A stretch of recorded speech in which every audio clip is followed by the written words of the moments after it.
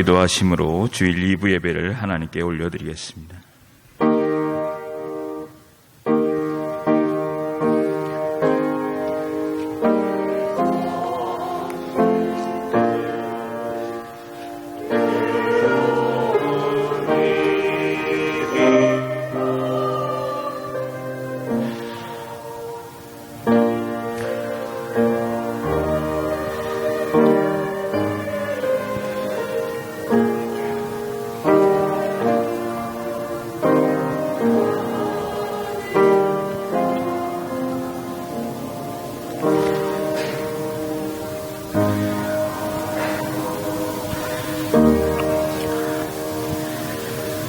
아버지께 참되게 예배하는 자들은 영과 진리로 예배할 때가 오노니 곧 이때라. 하나님은 영이시니 예배하는 자가 영과 진리로 예배할지니라. 아멘. 살아계신 하나님 아버지, 매일매일 순간 권능으로 저희들의 손을 붙잡아 주시고 발걸음마다 인도하여 주시어 2020년 한 해도 하나님께서 베풀어 주셨던 수많은 사랑과 은총을 힘입어 여기까지 왔습니다. 이 시간 송년주일에 더욱 깊은 감사를 담아 경배와 찬양을 올려드립니다. 우리의 예배를 기쁘게 받아 주시옵소서. 예배의 주관자 되시는 하나님, 이 시간 우리의 허물진 사연들은 하나도 남김없이 털어내게 하시고 성령께서 주시는 새로운 다짐과 신앙의 결단이 있게 하여 주옵시고 오늘 또 주님의 은혜를 간구하오니 세상이 줄 수 없는 큰 힘과 예비하신 은혜를 허락하여 주옵소서. 예수님의 이름으로 기원하옵나이다. 아멘. 다 함께 일어나셔서 찬송가 15장을 찬양하시겠습니다.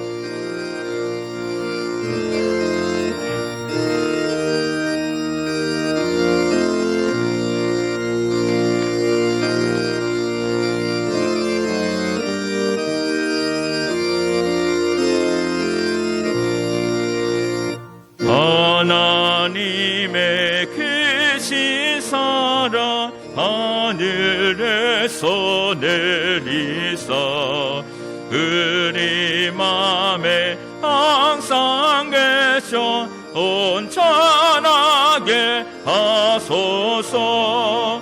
우리들은 자비하사 사랑 무한하시니 두려워서 떨린 자를 구하여 주소서.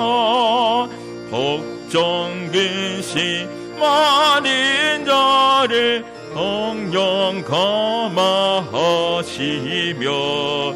복과 은혜 사랑마다 평안하게 하소서. 정과 끝이 되신 주님 항상 인도하셔서 마귀의 유혹하는 것을 속히 끊게 하소서. 전능하신 아버지여 지혜 능력 주시고 우리 맘에 임하셔서 떠나가지 마소서. 주께 영광 항상 돌려 천사처럼 섬기며 주의 사랑 영영토록 찬송하게 하소서. 우리들이 거듭나서 힘이 얻게 하시고 주의 귀신 구원받아 온전하게 하소서. 영광에서 영광으로 천국까지 이르러 귀신 사랑 감격하여 경배하게 하소서. 아멘.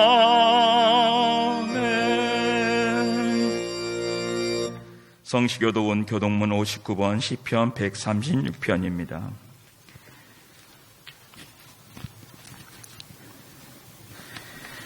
여호와께 감사하라. 그는 선하시며 그 인자하심이 영원하미로다. 신들 중에 뛰어난 하나님께 감사하라. 그 인자하심이 영원하미로다. 주들 중에 뛰어난 주께 감사하라. 그 인자하심이 영원하미로다. 홀로 큰 기이한 일들을 행하신 이에게 감사하라. 그 인자하심이 영원하미로다. 지혜로 하늘을 지으신 이에게 감사하라. 그 인자하심이 영원하미로다.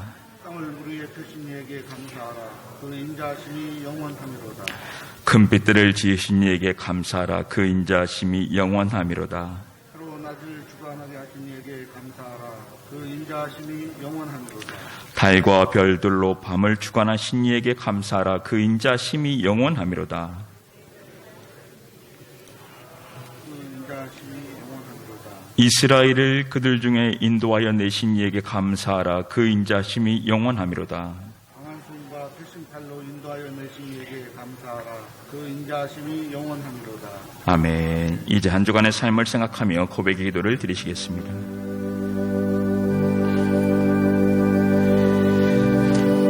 아버지,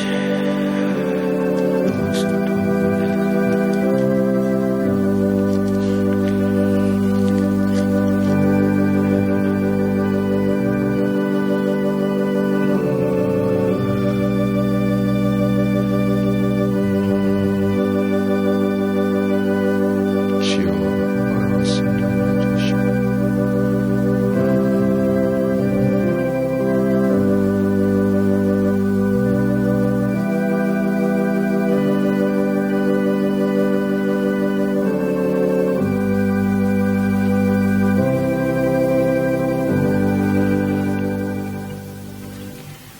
내가 이르기를 내 허물을 여호와께 자복하리라 하고 주께 내 죄를 아뢰고 내 죄악을 숨기지 아니하였더니 곧 주께서 내 죄악을 사하셨나이다. 아멘.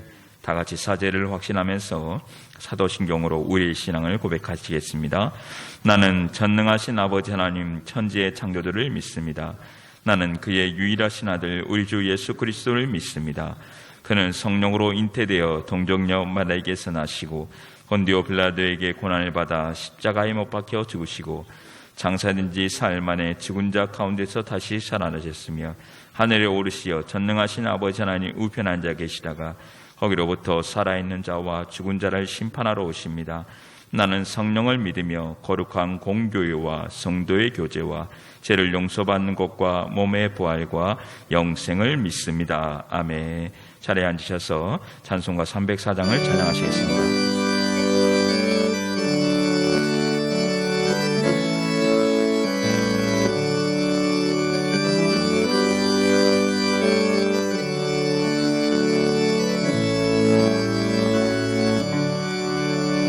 그 크신 하나님의 사랑 알로다 영영 못하네 저 높고 높은 별을 넘어 이 낮고 낮은 땅 위에 해와 영원 구하려 그 아를 원해서 목짐을 삼으시고 영성하셨네. 하나님 그신 사랑을 영양도 못하네. 영원히 변치 않는 사랑 동도여 찬양하세. 해로운 시절 지나가고 땅 위에 여하세 할 때 주 믿지 않던 영혼들을 근소리 외쳐 울어도 주 믿는 성도들에게 큰 사랑 베푸사 우리의 죄 성령 했으니 이내 잊을까. 하나님을 지 사랑이 직량담어 하네. 영원히 변치 않는 사랑 성로여 찬양하세.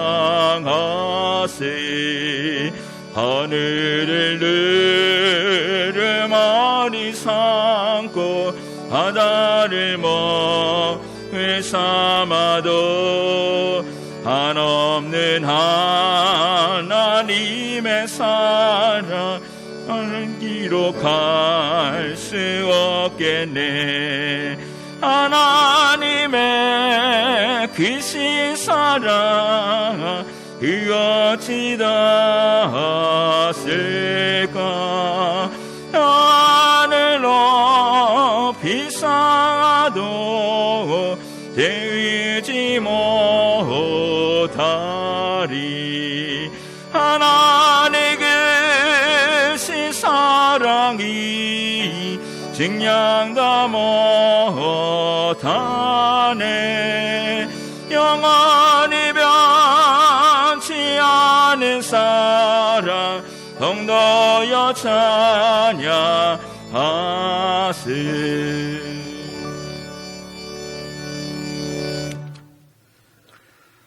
천하 만민의 존귀와 영광을 홀로 받으시기에 합당하신 하나님 아버지, 다사다난했던 2020년 한 해를 마무리하는 마지막 주일 불러주셔서 예배하게 하시니 감사합니다. 한 해 동안 우리를 먹이시고 입히시고 지키시고 인도하여 주신 주님, 돌이켜보면 어느 것 하나라도 주님의 은혜가 아닌 것이 없음을 고백드리며 감사와 찬양과 영광을 올려드리옵나이다. 비록 비대면으로 예배를 드리지만 이 예배에 성령님 기름 부어주셔서 오직 하나님께만 영광과 존귀를 올리는 예배가 되게 하여 주옵소서.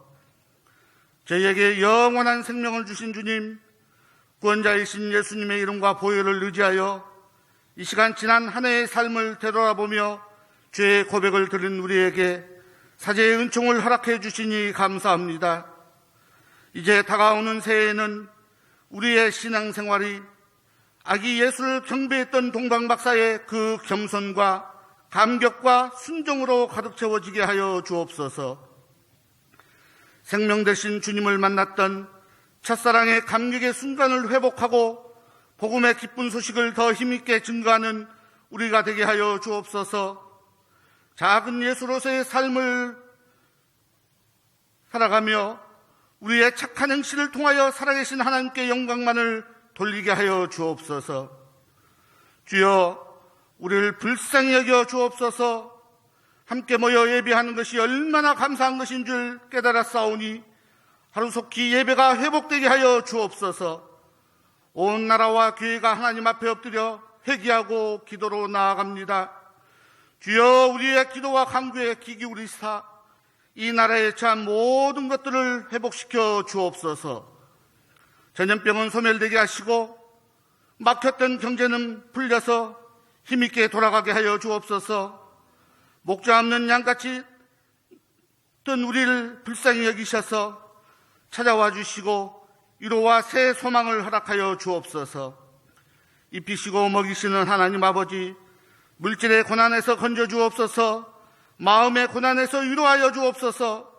육체의 질고로 고통받는 이들에게 치료의 역사가 있게 하여 주옵소서. 교회와 멀어졌고 믿음이 떠난 성도들에게 성령님, 믿음이 다시 한번 회복되는 은혜를 허락하여 주옵소서. 올 한 해 몸된 교회와 함께 하셨던 하나님 아버지, 어려운 상황 속에서도 교회 살림을 든든히 꾸려가게 하시고 사명 감당케 하심을 감사합니다. 다가올 2021년도에도 우리 교회가 하나님의 동행하심으로 오직 주님만 바라보며 나아가는 복된 한 해가 되게 하여 주옵소서. 교회의 예배가 회복되어져서 모든 성도들이 함께 찬양하며 하나님께 영광을 올려드릴 수 있는 2021년이 되게 하여 주옵소서. 주여, 다시 한번 부흥의 은총을 허락하여 주옵소서. 오늘 말씀을 들고 단에 서신 목사님에게 건강과 권능을 주시고 이 시간 주시는 말씀을 통해 하나님을 만나서 위로받고 변화되는 복된 시간이 되게 하여 주옵소서. 찬양으로 수고하는 손길 위에도 축복하여 주시고 올 한 해에도 안내와 차량 운행, 주차 안내, 각 부서의 교사, 온라인 방송 사역 등 이 모양 저 모양으로 수고하신 모든 손길 위에도 넘치는 축복이 있게 하여 주옵소서.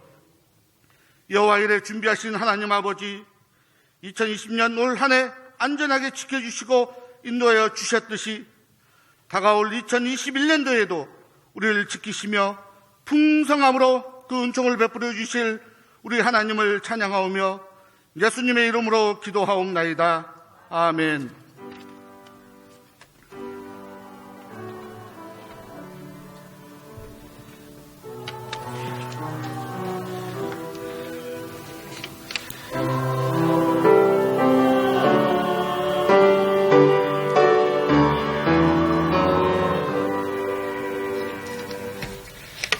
자리에서 일어나시겠습니다. 오늘 우리에게 주신 하나님 말씀은 신약성경 고린도전서 15장 9절에서 11절 말씀입니다. 고린도전서 15장 9절에서 11절 말씀입니다. 하나님의 말씀을 제가 봉독해 드리겠습니다. 나는 사도 중에 가장 작은 자라. 나는 하나님의 교회를 박해하였으므로 사도라 칭함받기를 감당하지 못할 자니라. 그러나 내가 나된 것은 하나님의 은혜로 된 것이니 내게 주신 그의 은혜가 헛되지 아니하여 내가 모든 사도보다 더 많이 수고하였으나 내가 한 것이 아니요 오직 나와 함께 하신 하나님의 은혜로라. 그러므로 나나 그들이나 이같이 전파하며 너희도 이같이 믿었느니라. 아멘. 이는 살아계신 하나님의 말씀입니다. 자리에 앉으시겠습니다. 이 시간 할렐루야 찬양대에서 찬양으로 하나님께 영광 돌린 후에 담임 목사님 나오셔서 오직 하나님의 은혜라라는 제목으로 말씀 선포해 주시겠습니다.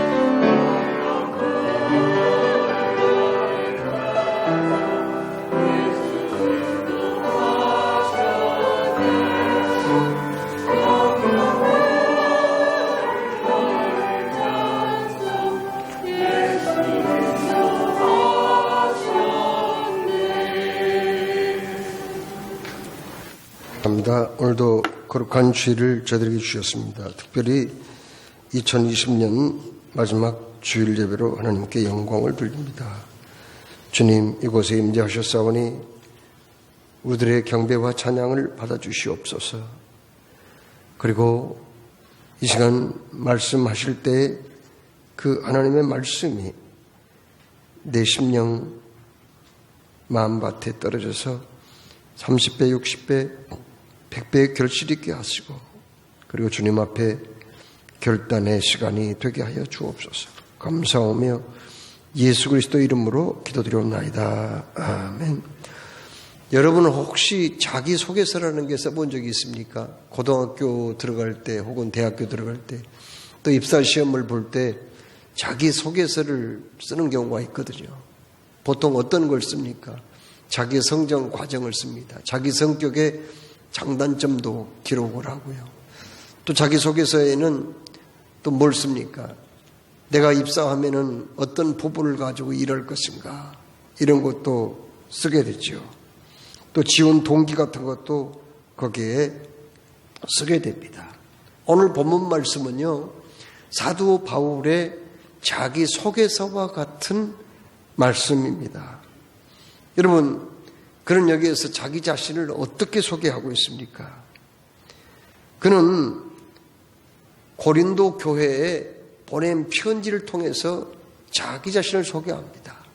고린도 전서는 고린도 교회에 첫 번째 보내는 편지거든요. 후서는 두 번째 보낸 편지고요.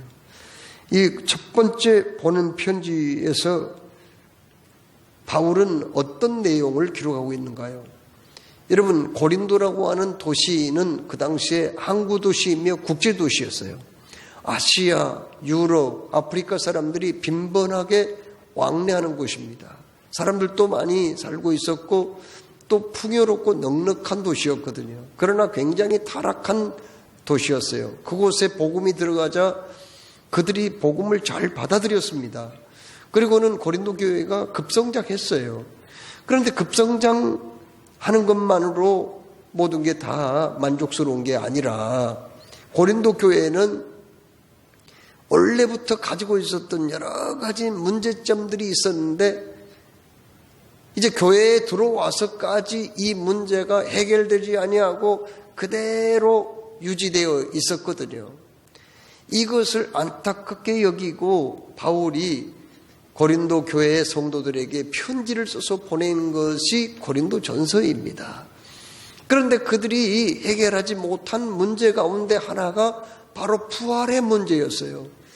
그들은 부활을 믿지 못한 거예요. 예수님의 죽음과 부활을 믿어야 되는데 그걸 믿지를 못한 거예요. 그래서 고린도전서 15장 오늘 우리가 봉독한 말씀 가운데 이 부활에 대해서 강조해서 기록합니다. 부활을 뭐라고 얘기합니까? 부활은 두 가지 의미에서 말씀하는데, 여러분, 부활은 성경의 약속대로 이루어진 거다. 두 번째로 부활은 목격자, 즉 증인들이 있다, 이렇게 말씀하죠. 그 증인이 누굽니까? 베드로입니다. 그리고 또 누구예요? 12제자지요. 그리고 500여 명의 성도들이 목격을 했다는 거예요. 그리고 최후로 마지막 만삭되지 못하여 태어난 자 같은 나에게도 보이셨느니라, 이렇게 사도 바울이 고백합니다. 그렇습니다. 부활은 주님의 약속대로 이루어진 사건이고 또 분명한 목격자가 있다, 증인이 있다, 이렇게 얘기를 하고 있습니다. 여러분, 그러면서 부활 얘기하다가 갑자기 사도 바울은 잠시 부활을 논증하는 것을 잠깐 멈추고 무슨 얘기합니까? 내가 부활하신 예수님 만난 후에 어떤 변화가 왔는가, 이것을 간증을 하고 있습니다. 여러분, 그는 어떤 사람일까요? 바울이라는 사람은요, 외모는 볼품이 없는 사람이에요. 이 외모는 데클라 행전이라는 이 주 2세기 문서가 있는데 거기 보면은 바울은요, 외모는 별 볼 일 없는 사람이에요. 그 대머리가 이렇게 심한 사람이었습니다. 눈썹은 이렇게 미간이 없이 눈썹이 붙어버렸어요. 미간이 있어야 되는데 눈썹이 붙으니까 좀 악질같이 보이잖아요. 그 다음에 매부리코. 매부리코는 건들지 말라고 그러거든요. 매부리코였어요. 코가 쉰 매부리코에다가 또 등이 좀 굽었습니다. 다리는 안짱들해가 쉬었어요. 이런 외모를 가지고 있었습니다. 그러나 여러분, 외모가 그렇다고 그 바울이라는 인간이 원래 그렇게 별 볼 일 없는 사람이었나요? 아니에요. 그 사람은요, 자기 자신을 소개하면서 뭐라고 그러냐면, 나는 베냐민 지파의 사람이다. 그렇게 얘기해요. 베냐민 지파는 어떤 사람인가요? 초대 이스라엘 왕을 냈던 혈통입니다. 초대 왕이 누구예요? 사울이잖아요. 그 사람이 베냐민 지파 사람이거든요. 그래서 베냐민 지파 사람들은 이스라엘의 초대 왕을 배출한 족속이 우리 지파다. 이렇게 얘기를 합니다. 거기다가 나중에 이스라엘이 북쪽과 남쪽으로 분열이 되는데 남쪽은 베냐민 지파와 유다 지파를 중심으로 해서 똘똘 뭉쳐서 유대 왕국을 형성합니다. 나중에 그가 바벨론에 멸망해가지고 포로로 끌려가지만은 그러나 그들은 이스라엘의 정통성을 지킨 사람들이에요. 그래서 다시 70년 만에 고국에 돌아와가지고 그들은 예루살렘 성을 다시 쌓고 성전을 건축해서 하나님께 봉헌하죠. 북쪽 이스라엘 나머지 10지파는 소멸돼 버렸어요. 나중에 그냥 흩어져 버렸어요. 그렇지만 베냐민 지파는 유다 지파와 함께 끝까지 이스라엘의 정통성을 지키고 메시아 예수님을 기다리며 맞이합니다. 그래서 이 베냐민 지파 사람들을요, 귀족으로 대우를 했어요. 이 사람들 대단한 사람들이다. 그런데 바울이 자기 자신이 베냐민 지파라는 걸 그렇게 나름대로 자랑스럽게 생각한 거예요. 그래서 베냐민 지파다. 그는 히브리인 중에 히브리라고 그랬거든요. 히브리인 중에 히브리란 말은 무슨 말이에요? 이스라엘 사람들은 자꾸 전쟁이 일어나다 보니까 자꾸 피난을 가게 되고 흩어지게 되고 또 다른 나라로 피난을 가서 살다 보니까 혈통이 자꾸 이렇게 혼합이 되어 있어요. 그렇지만은 바울은 자기 아버지도 유대인이고 어머니도 유대인이라는 거예요. 다른 가정은 피가 뒤섞여진 경우가 있어요. 그렇지만은 자기는 정통적인 그 히브리인 중에 히브리다. 유대 그 혈통을 가진 사람이다. 그 말이에요. 거기다가 이 사람은요, 배움도 많았습니다. 이 예루살렘으로, 원래 그 다수 사람 아닙니까? 길리기아 다수 사람인데 예루살렘으로 유학 가가지고 가말리엘이라고 하는 그 당시에 최대의 석학의 문화생이 돼가지고 공부를 했어요. 수제자예요. 그는 젊은 나이에도 참으로 상당한 지식을 가지고 있었고 지성인이요. 그리고 지도자였어요. 그 당시에 스데반 집사가 사내들인 공회에서 결국은 처형이 결정이 되고 돌을 맞아서 피투성이 죽어갈 때 바울은 뭐 했어요? 죽이는 사람들에게 그 벗어놓은 그 옷을 지켜준 사람이에요. 이건 뭘 말해줘요? 그 사람이 그 당시에 상당한 영향력이 있는 지도자였다는 것을 얘기를 해주고 있거든요. 그는 로마의 시민권을 가지고 있었어요. 여러분, 로마의 시민권은 원래 로마 사람만 갖지만은 그러나 그 당시에 로마 사람이 아니더라도 돈이 많은 사람이 돈을 주고 산다든지 이런 특별한 자기 부모가 또 로마 시민권을 가지고 있을 때 그 가정에서 태어났다든지 이런 경우에 이걸 획득할 수 있어요. 로마는 그 당시에 세계 최대의 나라였잖아요. 가장 힘있는 나라예요. 모든 길은 로마로라는 말도 있잖아요. 그런 속담도 있잖아요. 중국에서도 이 로마로 비단길을 통해서 무역을 했고 전 세계에서 이 로마가 중심지였어요. 그만큼 그렇게 힘 있는 나라였는데 로마의 시민권을 가지고 있다. 이건 대단한 거예요. 로마의 시민권을 가지는 사람들은요, 외국에 돌아다니다가 뭐 무슨 실수해서 죄를 짓는다고 해도 자기가 원한다면은 거기서 재판 안 받고 로마 황제 시저한테 가서 내가 재판받겠다 그러면은요, 누구도 터치 못해요. 그만큼 로마 시민으로서 자부심이 있었단 말이에요. 그런데 바울은 로마의 시민권을 가지고 있었습니다. 여러분, 이렇게 바울한테는 자랑거리가 많았어요. 정말 드러내고 싶은 게 많았단 말이에요. 그런데 어느 날 자기의 이 인생의 모든 것들이 놀랍게 변화를 받는 것들을 체험합니다.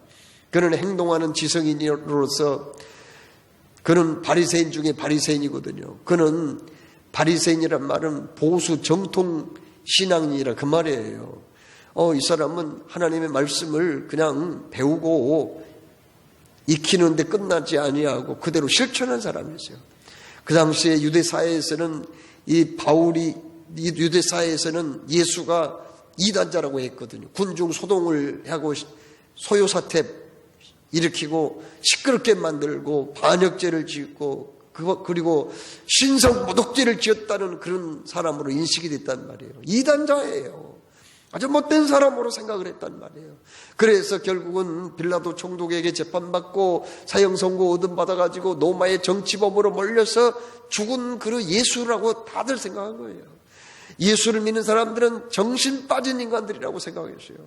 그런데 바울이 그렇게 생각하고 예수 믿는 사람들 잡아 죽이는 것이 하나님을 위한 일이라고 생각했단 말이에요. 그런데 예루살렘의 본격적인 핍박이 시작이 되고 스데반이 순교를 한 후에 뿔뿔이 믿는 사람들이 흩어졌는데 누구 말 들으니까 저기 시리아 북쪽에 있는 시리아의 남서부 국경 도시인 다메섹이라고 하는 곳에 예수 믿는 사람들이 많이 있다는 말을 듣고 그럼 모두 참을 수가 없었어요. 그래서 서둘러서 그쪽으로 이제 그 대제사장의 허락 공문을 받고 이제 그 잡으러 갔는데 거의 다메섹에 도착했을 때에 그때 어떤 일이 발생합니까? 부활하신 예수님이 거기 나타난 거예요. 강력한 빛 태양보다도 수백 배 더 밝은 빛을 받고 그가 눈이 멀어버립니다. 시력을 잃어버리고 거꾸로져서 그는 꼼짝도 못하게 됐죠. 그때 주님의 음성이 들리잖아요. 사울아 사울아 이렇게 부르잖아요. 사울은 유대인의 이름입니다. 유대 사회에서 사용하는 그의 이름이에요. 바울은 이방식 헬라식으로 부르는 이름이에요. 사울아 사울아 그렇게 부릅니다. 당신 누굽니까? 했더니 나는 네가 박해하는 나사는 예수니라 이렇게 말씀하죠. 여러분 그 말씀 한마디에 다른 대화가 그렇게 많이 이루어진 거 아니에요. 그런데 그 몇 마디 대화 속에서 바울이 왜 그렇게 거꾸로졌느냐 하는 거예요. 왜 그렇게 놀라운 변신을 합니까? 그 이유가 있어요. 자기가 생각하는 예수는 나사렛 이단자라는 말이에요. 혹세무민한 사람, 백성들을 자꾸 현혹시켜가지고 또 시끄럽게 만드는 사람이에요. 자기가 왕이라고 주장해가지고 반역죄를 지은 사람이에요. 자기가 하나님의 아들이라고 주장함으로 그는 신성 모독죄를 지은 사람이란 말이에요. 그래서 결국은 붙잡혀가지고 재판받아 사형언도 받아서 십자가에 죽었어요. 그걸로 끝난 줄로 알았어요. 근데 그 예수가 나타났단 말이에요. 이 기가 막힐 일 아니에요. 그 순간에 그런 몇 마디 예수하고 대화를 나눈 그것 때문에 왜 그가 깨졌느냐, 왜 변화가 왔느냐, 그 인생이 왜 완전히 뒤집히는 역사가 있었는가. 죽은 줄만 알았던 그 예수, 못된 예수, 반역자 예수, 신성 모독한 예수가 살아있단 말이에요. 부활했다는 거예요. 그래서 그가 깨지고 마른 거예요. 부활했다면 저분은 범인이 아니지 않느냐 말이야. 평범한 인간이 아니지 않냐 말이야. 성자 하나님이 아니시란 말이야. 하나님의 아들이 아니냐 말이야. 진정한 구원자가 아니냐 말이야. 그래서 그때부터 그는 복음을 전하는데 딱 두 가지예요.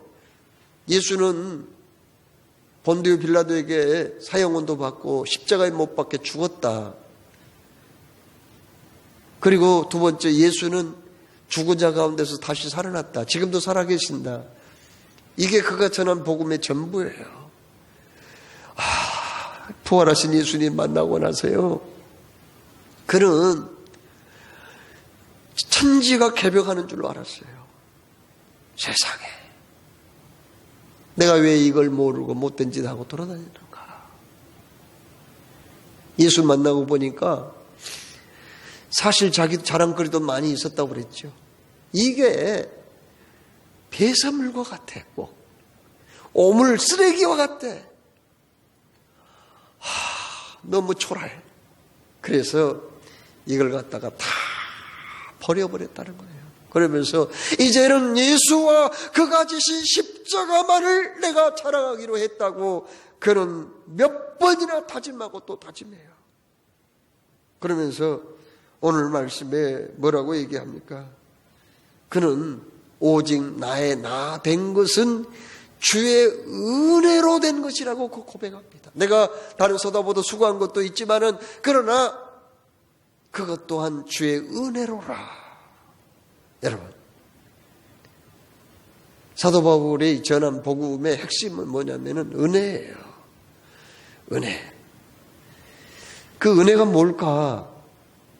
값없이 주시는 사랑이 은혜잖아요. 그렇죠?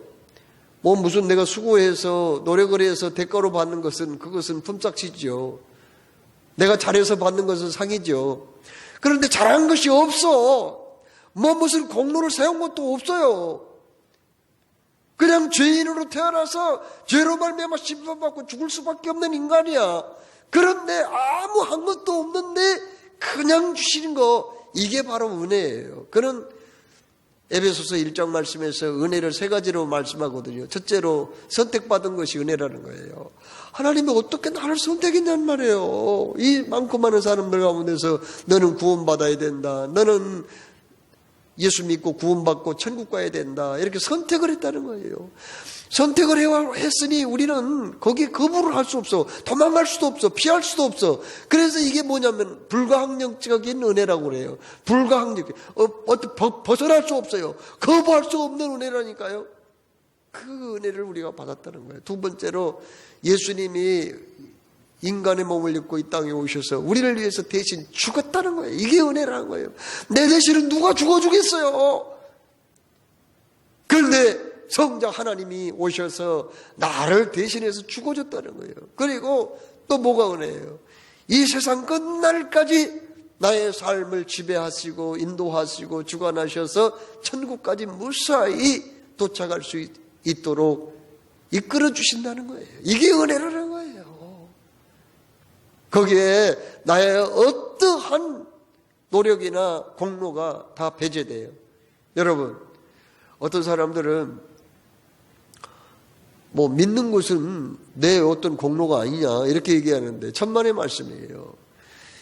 에베소서 2장 8절 말씀에 너희가 그 은혜를 인하여 믿음으로 말미암아 구원 얻었나니 이것이 너희에게서 난 것이 아니요 하나님의 선물이라. 믿음도 선물이야. 믿음은 자기 의지에서 나온다? 자기 지식에서 나온다? 자기 어떤 경험에서 나온다? No.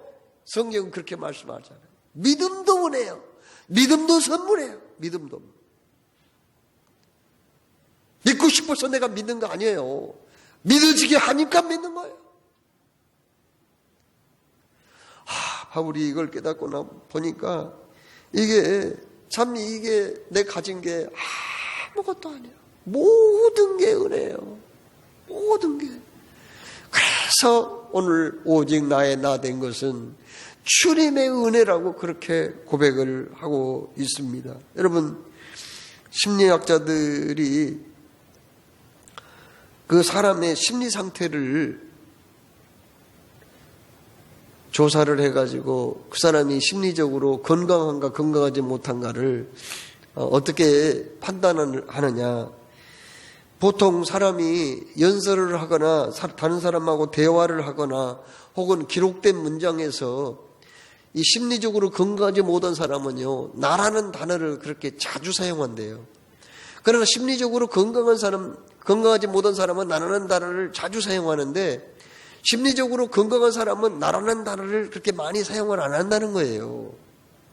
1940년 미국의 어느 학자가 그 당시에 권력자들인 누스벨트와 히틀러와 무솔리니 세 사람의 연설문을 검토를 해본 결과 히틀러는 쉬운 세 단어 만에 나라는 단어를 한 번씩 평균 사용하더래요. 이태리의 독재자 무솔리니는 83단어마다 한 번씩 나르는 단어를 사용하더래요. 누스벨트는 100단어 만에 나라는 단어를 한번 사용하더라. 누가복음 12장에 어리석은 부자가 있잖아요. 농사 지어가지고 막 그냥 창고를 뭐 다시 짓고 막 그냥 가득가득 곡식을 채워 놓으면서 내 영혼아 먹고 마시고 마음껏 즐겨보자 했는데 그날 밤에 죽어버렸단 말이에요. 그러니까 자기 몇 시간 후에 죽을 것도 모르고 그렇게 어리석은 사람이란 말이죠. 그런데 이 사람이 혼자 독백처럼 얘기하는 소리를 들어보면은 딱 석 절 만에 나라는 단어가 6번이나 나와요. 여러분, 은혜 받은 사람과 은혜 받지 못한 사람, 거듭난 사람과 거듭나지 못한 사람의 차이는 무엇일까요? 여러분, 은혜 받지 못한 사람은, 아직 성숙한 신앙을 갖지 못한 사람은요, 자꾸 내 것을 강조해요. 내가 이룬 것을 밝혀요.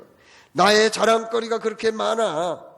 아직 신앙이 성숙하지 못한 사람은 자꾸 내가를 강조하거든요. 그러나 주님을 만난 사람은 뭐예요? 내 것이 없어. 내 소유도 없어요. 내 자랑거리도 없어요. 자랑거리가 있다면 예수 그리스도와 십자가뿐이에요. 그리고 모든 게 은혜라고 생각한단 말이에요. 바로 그 차이예요. 성숙하지 못한 신앙인은 자기의 형통이 그렇게 중요합니다. 자기 학력이 그렇게 중요하고요. 경력이 그렇게 중요해. 자기 사상과 어떤 주관이 그렇게 소중해서 그걸 드러내고 싶고 자랑하고 싶고 또 다른 사람들에게 드러내고 싶은 마음을 가지고 있어요. 자기가 노력을 해서 이룬 것 그걸 보여주고 싶어서 늘 안달해요. 그러나 은혜 받은 사람은 어떤 사람인가요? 주님, 모든 게 주님의 은혜입니다. 내가 한 거 없어요. 주님이 하셨잖아요. 오직 나의 나 된 것은 주님이에요. 은혜예요. 주님, 나는 만삭되지 못해서 태어난 자와 같은 부족한 사람입니다. 그런데 나를 통해서 이런 일을 주님이 하신 것뿐입니다. 여러분, 극악한 살인범들, 사이코패스 이 사람들, 연쇄 살인범들 있잖아요. 이 사람들의 특징이 뭔지 아세요? 죄책감이 없어요. 사람을 그렇게 잔인하게 죽여놓고 붙잡혔단 말이에요. 전혀 죄책감이 없어요. 이게 사이코패스예요. 그러나 성자들은 참회록을 쓴다고 그래요. 그게 특징이에요. 성자는 자기의 연약함, 부족함, 자기의 죄를 고백하는 쓰고, 연쇄살인범들, 사이코패스는 죄책감이 전혀 없고, 이런 차이가 있는 거예요. 심리학자가 인간의 심리를 좀 연구해 보려고요, $100짜리를 어느 동네를 정해가지고 그 동네에 대문 앞에다가 그냥 놔뒀대요. $100짜리를 놔뒀대요. 여러 집에다가 놔뒀대요. 그랬더니 첫날 그 $100짜리를 보고는 사람들이요, 누가 우리 집에 이렇게 갖다 놨지? 하면서 막 그냥 좋아하더라는 거예요. 그래서 막 주변에 그 동네에 떠들썩하게 막 소문이 난 거예요. 누가 우리 집에 갖다 놨던데? 우리 집에도 갖다 놨어. $100짜리 뭐 은행에서 신권 빳빳한 $100짜리를 갖다 놨더라고 하면서 막 떠들썩하게 막 소문이 났어요. 그런데 그 다음 주에 또 $100짜리를 그 집에다가 이른 새벽에 갖다 놓은 거예요. 그랬더니요, 이 사람들이요, 은근히 그거 기다리고 있었다는 거예요. $100짜리 또 누가 갖다 줬으면 좋겠다. 그래서 그걸 얼른 담았다는 거예요. 3주째 또 그걸 갖다 줬거든요. $100를.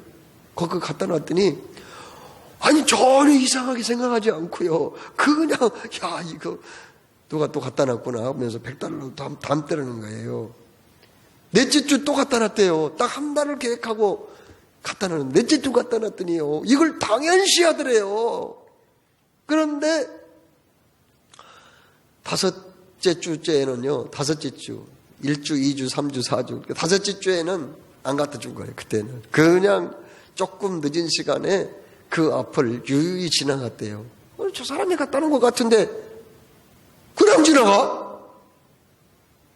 그래서 사람들이요,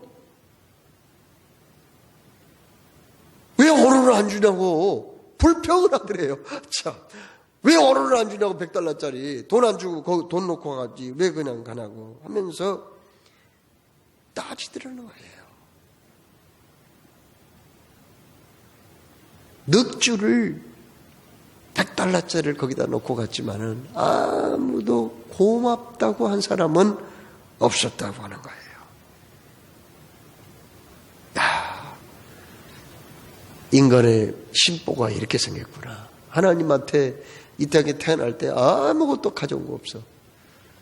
아무것도 가져온 거 없어. 모두가 다 하나님이 주신 거고 받은 것 뿐이에요. 또 받고 또 받고 또 받고 또 받고, 또 없으면 또 달라고 그러고 또 주고, 또 부족하면 또 달라고 뗐으면 또 주고, 그렇게 살아왔는데 어쩌다가 자기의 욕심이 안 채워져, 자기가 요구한 사항이 빨리 안 이루어져, 그러면 불평하는 게 우리 인간이라는 거예요.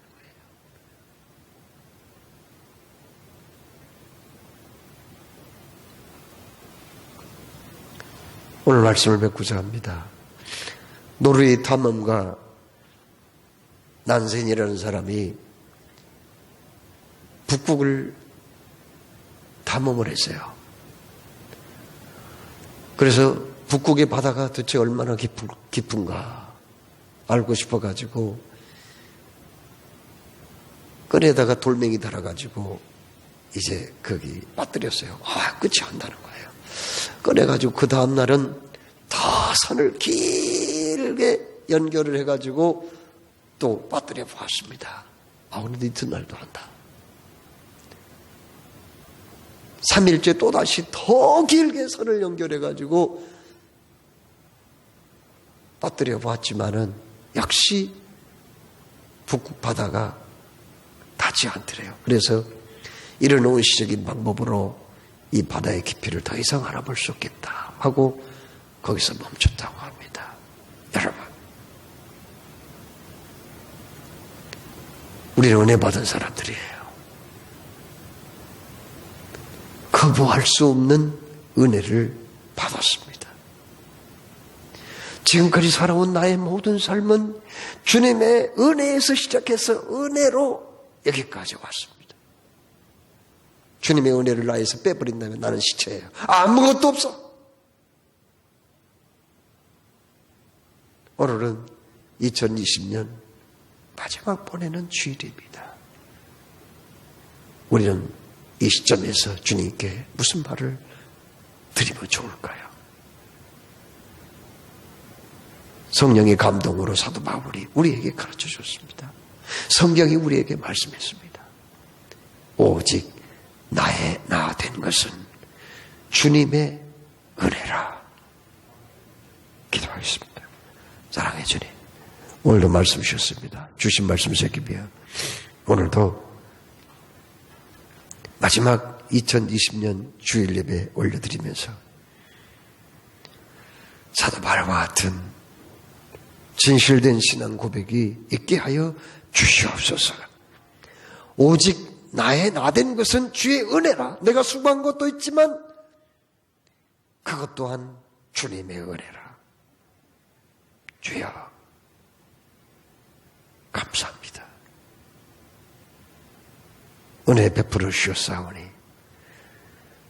금년만 아니라 이 세상 살아가는 그날까지 베푸신 은혜로 살게 하여 주시옵소서. 우리를 구원하신 예수님의 이름으로 기도드리옵나이다. 아멘.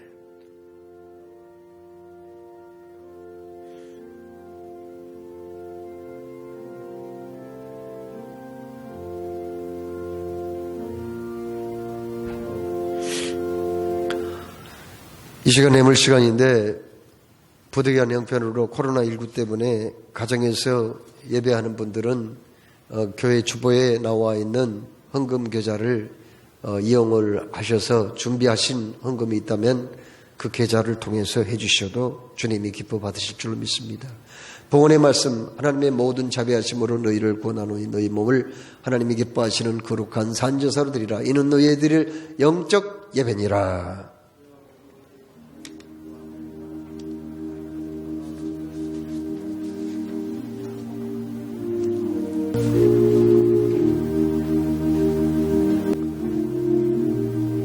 금년 한 해 동안 지켜주시고 함께 하심을 감사합니다. 2020년 마지막 주일 예배 올려드리며 저희들은 정성을 다해서 준비한 예물을 올렸습니다. 하나님이 주신 것 중에 10분의 1을 성별하여 11조의 예물로 올려드리오니 기뻐 받아 주옵소서. 감사의 제목을 잊지 아니하고 정성껏 준비하여 올렸사오니 받아 주옵소서. 주님, 헌당예물 드립니다. 목장금 드립니다. 본인 선교사 예물이 있습니다. 신방감사예물을 올려드립니다. 여러 제목으로 정성껏 준비하여 올려드린 모든 손길들 향기롭게 받아 주옵소서. 아버지, 주의 은혜로 살았사오니 새해에도 주의 은혜로 살게 하여 주옵소서. 평생 주의 은혜로 살다가 주의 은혜로 주님이 예비하신 그 나라에 입성하게 하여 주옵소서. 감사하며 우리를 구원하시고 늘 함께 하시는 임마누엘 주 예수님의 이름으로 기도드리옵나이다.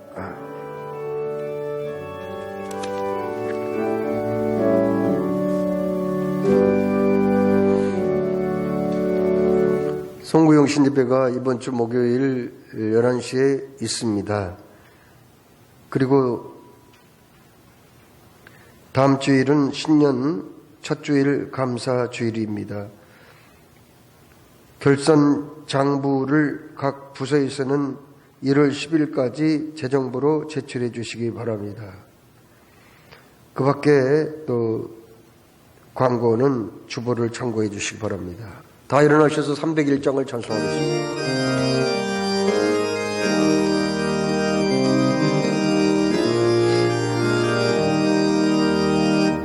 지금까지 지내온 것 주의 크시네라. 아리 없는 주의 사랑 어찌 이름 알아려. 자나깨나 주의 소리 항상 살펴주시고 모든 일을 주 안에서 영통하게 하시는 몸도 만도 연약하나 세임받아 살아내 물 붓듯이 부시는 주의 은혜 족하다. 사랑 없는 거리에나 험한 산길에 뵐때 주의 손을 굳게 잡고 찬송하며 하리라. 주님 다시 배울 날이 날로 다가와 무거운 짐 주께 맡겨 거슬러 멀잖네. 나를 위해 예비하신 고향 집에 돌아가 아버지의 품 안에서 영원토록 살리라. 주여, 2020년 한 해를 잘 보내게 해주셔서 감사합니다. 주의 은혜로 새해를 또 맞게 하여 주옵소서. 다 같이 기도하겠습니다. 지금까지 지내온 것 하나님 아버지, 하나님의 은혜, 하나님께서 주신 그 은혜를 기억하며 2021년도 또한 아버지 하나님의 은혜 가운데 살기를 결단하며 나가기를 원합니다. 하나님께서 우리에게 은혜를 주셨사오니 이 은혜를 잊지 않게 하여 주옵시고, 날마다 아버지 하나님 그 은혜 가운데 기억하며 나가는 믿음의 사람들이 다 되도록 우리 가운데 인도하여 주옵소서. 하나님 주신 은혜가 아버지 그 원이 우리 안에 인도하시고 역사하신 그 은혜를 날마다 기억하며 살아가는 믿음의 사람들이 되도록 아버지 역사하여 주시기를 간절히 소망합니다. 하나님 인도하여 주시옵소서. 사랑해 주님, 금년 한 해 동안 참 힘들고 어려운 일도 참 많이 있었지만은 그래도 우리 지켜주시고 늘 함께 하심을 감사합니다. 이 어려운 와중에서도 내 믿음을 잃지 않게 하신 것을 감사합니다. 건강으로 지켜주신 것도 감사합니다. 열심히 주어진 일에 또 충실하게 하심을 감사합니다. 은혜로 한 해를 살았사오니 또 주의 은혜로 또 새해를 맞이하게 하여 주시옵소서. 우리를 구원하신 주 예수님의 이름으로 기도하옵나이다. 아멘. 주 예수 그리스도의 크신 은혜와 아버지 하나님의 놀라우신 사랑과 성령님의 감동하시고 교통하시고 충만케 하심이 이곳에 모인 우리 믿음의 가족들과 또 영상을 통해서 함께 예배하는 모든 분들 머리머리 위에 이제로부터 영원토록 함께 하옵시기를 간절히 축원하옵나이다. 아멘.